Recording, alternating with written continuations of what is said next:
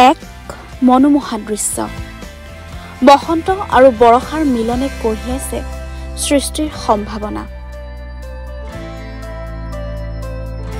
গোপনে ফুলি উঠা ৰঙা বেঙুনীয়া আৰু সোণবৰণীয়া ফুলে বিচিত্ৰ কৰি তুলিছে পৰিৱেশ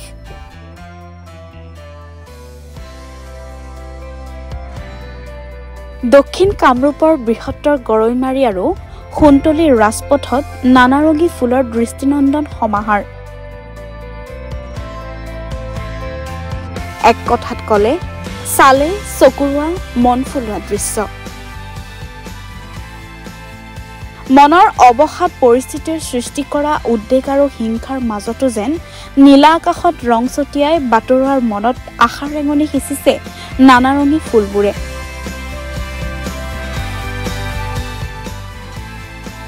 বৃহত্তৰ গৰৈমাৰী সোণতলী এলেকা দি পাৰ হৈ গ'লে আপুনিও দেখিবলৈ পাব এই মন ফুলোৱা দৃশ্যসমূহ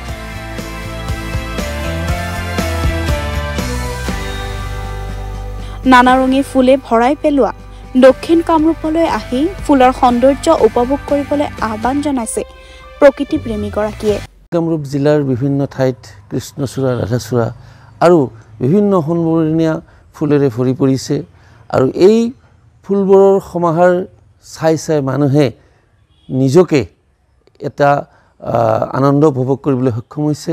আমি সোণতলী আৰু গৰৈমাৰীত ইয়াৰ ব্যতিক্ৰম নহয় আমি সোণতলী আৰু গৰৈমাৰী অঞ্চলতো দেখিছোঁ এই বিভিন্ন ফুলৰ সমাহাৰ আৰু এই ফুলবোৰেই আমাৰ গৰৈমাৰী আৰু সোণতলী অঞ্চলত আমাৰ এই দক্ষিণ কামৰূপ অঞ্চলটোক এটা সৌন্দৰ্যৰে ভৰাই পেলাইছে এতিয়া আহক আমাৰ এই সৌন্দৰ্য আমি উপভোগ কৰোঁ সদায় এই সৌন্দৰ্যক যাতে আমাৰ সমন্বয়ৰ বাৰ্তা কঢ়িয়াই লৈ যায় তাকে আমি আশা কৰিছোঁ বকুৰ পৰা বুলবুল হুছেইনৰ ৰিপৰ্ট ডি নিউজ আৰু ডি নৰ্থ ইষ্ট